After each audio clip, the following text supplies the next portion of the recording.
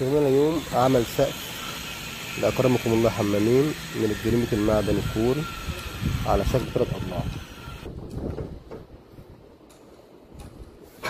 مع طبعا مع بلاكاش وعوازل. بلاكاش 9 مللي اندونوسي، جراميط معدني كوري. طبعا كده انتهينا من تنزيل الكاميرات، والآن بيتم تركيب تيوبات 30-60 مع عمل سترة بالجريمة المعدن، ارتفاع 3 حبات، طولها 21 متر في 1.10 متر. طبعا تم الانتهاء من أعمال الحديد، تيوبات 6x3، تيوبات 30-20. طبعا بين التيوب والتيوب 1.5 متر. وهذا كرمكم الله حمام، طبعا ربطنا مع العمل علشان الشغل كله يبقى شكل واحد.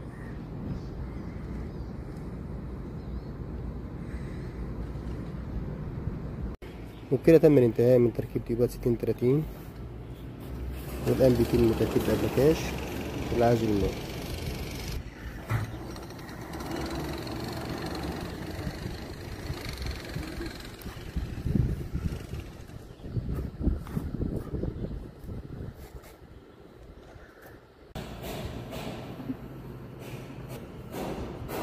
وبكده تم الانتهاء من تركيب شريحة العزل على الجدار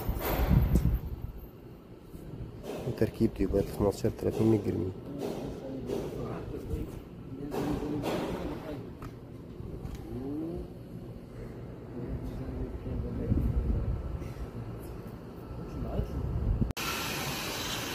وبكده تم الانتهاء من تركيب الجرمين،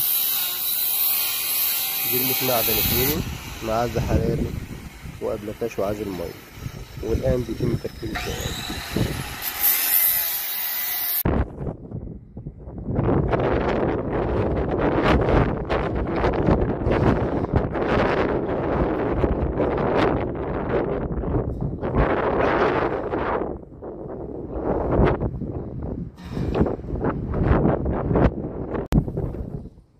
كده تم الانتهاء من تركيب الزوايا وتغسيل العمل.